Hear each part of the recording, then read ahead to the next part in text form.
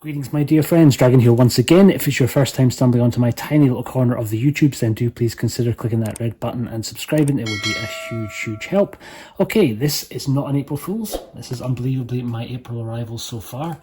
Wasn't expecting to have quite this many, but some stuff I've been waiting for ages has finally shown up, and along with a whole bunch of trade-ins from CEX and some other goodies. Bit of a mixed bag.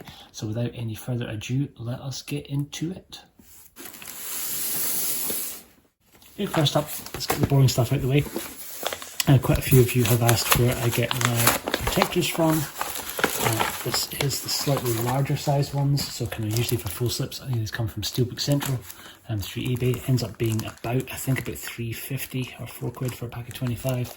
But these are good, pretty heavy duty, quite long lasting. So yeah, heartily recommend Steelbook Central. And the beginnings of some of the Amazon overseas arrivals.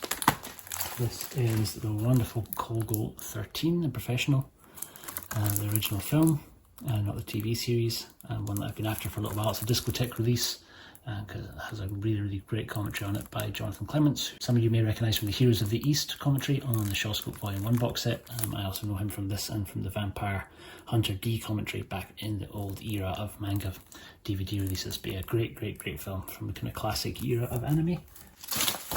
Now at Amazon US, this is some more Bruceploitation, which I've been kind of getting quite into after writing the Bruceploitation little kind of tribute, semi-tribute section in the most recent Eastern Heroes magazine. I kind of did a wee bit on other appearances of the Yellow Suit. This wasn't one that made my list, but it was one that I've been looking to track down, mostly for the great extras. A commentary track by Michael Worth from the Clones cast and the guy behind Pearl River, but pretty nice, a combo, and lots of fun to be had in the shady English dub for this movie.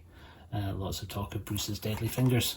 Good fun. This is Bruce Lee as opposed to Bruce Lee, and opposed to Bruce L-E-E. So yeah, another one of the non-Bruce Bruces, but yeah, one of the better two. This is the same guy who's in Enter the Game of Death, which I kind of featured pretty recently on the new arrivals. And another one for Amazon overseas, and this time round back to anime, and this is the TV series of Ninja Scroll. I think all 13 episodes, but came out around about the same time as the original movie. Largely tells kind of a little bit of an extension of the same story, but it's featuring the same voice cast, same animation style. Very good fun, one that I've been after for a while. Again, this is a Discotek release. Really hard to get in the UK normally, but Amazon US is normally the best place that I've found for kind of pretty cost-effective prices for them. Good stuff. And then I've been having a bit of a second sight period just now, and so this is my only blind buy amongst all these new arrivals, and this is Revenge, which I've been intrigued by some time and got a really great deal to get the special edition for about tenner, so jumped at the chance. Still sealed as well, really nice. These second sight releases pretty spectacular. This is not the only one of these that you will see in amongst this little batch of new arrivals.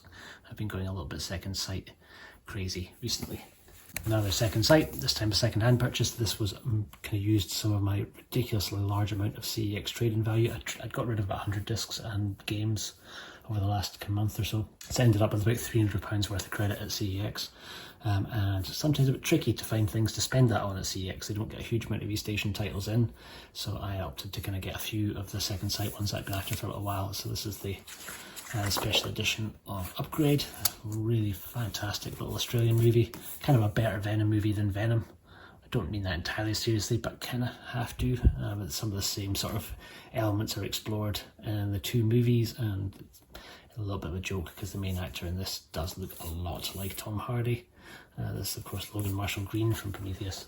But yeah, really great film, directed by Leah Whannell, I think.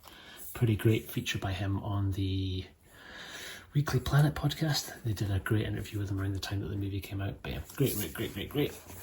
I'm happy to get a hold of the special edition with the art cards and all the other good stuff. I'll maybe do a proper, kind of not so much an unboxing because it's already open, but I'll maybe kind of get into that and do a proper review in due course. CEX trading things, and I've got a couple of these Arrow special editions because these are being dumped off so cheap because they've brought out a 4K version of this, so I think I got this for £7. Pretty crazy. Quite a nice set, and I dumped this with all the goodies. Nice. I actually already have a steelbook of this, but I'm just going to combine the two together. Again, I got to the point of really struggling to kind of work out what to use my CEX trade-in values for, so this is one of the ones that I did. Another special edition. These all come from different CEXs, but thankfully they've all arrived in pretty good condition. This was a special edition of John Carpenter's The Thing, and this is the standard release, but just thought it would be a good time to upgrade to this. This I don't think they've brought out as a 4K so far, but this box set's still quite tricky to track down. Another CX pickup. This time round it's only 50p. This is Steven Soderbergh's Haywire starring Gina Carano. Pretty great. I know an awful lot of people rip on the movie quite a lot, but I enjoy it. I think it's pretty good fun. It's kind of sort of her breakout role, really. It was one of her first acting performances, and what an incredible ensemble cast to put around her. It's her, Michael Fassbender, Ewan McGregor, Bill Paxton, Channing Tatum, Antonio Banderas, and Michael Douglas. A pretty great cast. Yeah, good fun. A few extra features on here, but nothing too crazy. But yeah, this was the film that really broke her out, started getting her parts in a whole bunch of other things leading up to The Mandalorian. And another CX, this time around again. The new Horizon game, so Horizon Forbidden West. And really enjoyed the first one, so looking forward to getting into the second. Another Second Sight. This time round, the special edition of Assault on Precinct 13. Comes with the soundtrack and the art cards. A little bit damaged to the art cards, but it's fine. And again, the Second Sight. The specials are a little bit trickier to track down now.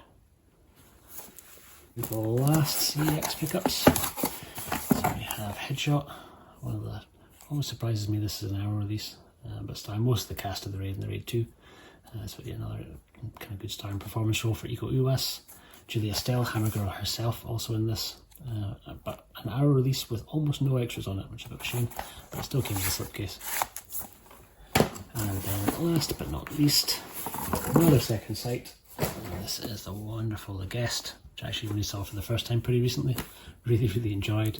It's kind of no mistake this has arrived at the same time as John Carpenter movies, because this made me very nostalgic for John Carpenter's era of kind of action adventure movies. It's pretty good fun, and certainly one of the best things I've seen Dan Stevens in. I only really knew him from Legion. I was never a big, I don't know which one of these Downton Abbey type shows that he came from originally, but I only really knew him from Legion. But this was really good fun, and the soundtrack incredible, really great sort of synth pop, electro fun, and a ridiculous movie, but good. Yeah, good overall, and great seeing Lance Reddick as well. I'm a massive fan of Lance Reddick. And we get into the slightly more interesting stuff. So this is courtesy of the wonderful Yuki Palo in Korea, which is the first time I'd ordered anything from them, but astounded at some of the stuff that they still had in stock. Things that I've been struggling to find for years, I was able to find through them. So this is filling out the holes in my Kim Ji-woon collection. This is the wonderful The Fell King, starring Sang Kong-ho. Very excited to get into this. This has long been out of print. This is the BOM release, but yeah, great English friendly, English subs. Excited to get a chance to check that out. And then another second box from Yuki Palo with a strange mix of things. So we have, again sticking with Kim Ji-woon, we have Alang the Wolf Brigade, the live action version of Jinro, the Wolf Brigade, the anime. Not my favourite Kim Ji-woon movie by any means, but one that I'd kind of wanted to get just to kind of fill up the gaps in the collection. I got pretty much all of his other stuff. Quite nice, can't really see this properly until I do an unboxing for it, but quite a nice sort of embossed slipcase around it.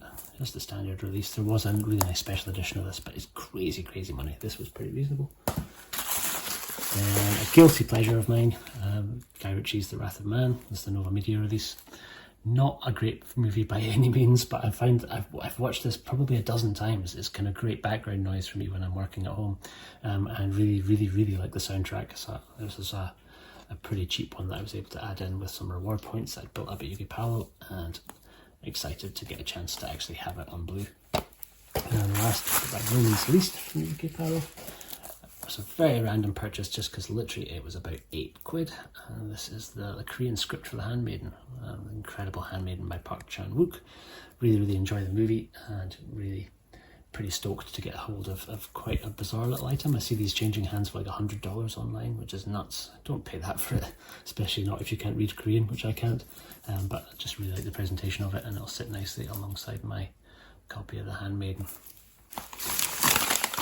River release.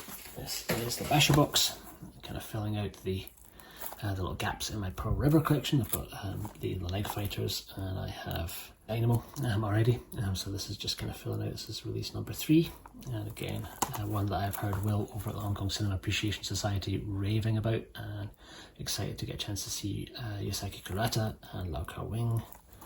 Yeah, they look like they're both going to be pretty good fun. Very last is another release from the Vengeance Pack, with another great cover by Kung Fu Bob. This is another media book.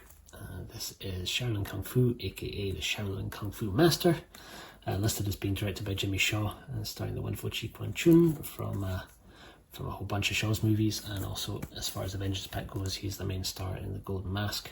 But a pretty great board cover, one that I got a pretty good deal on. So yeah, excited. A large haul. I'll get these filed away. Let me know what you guys have all been getting. Let me know what you're waiting for this month, and I will see you on the next one. Thank you very much for watching. Take care.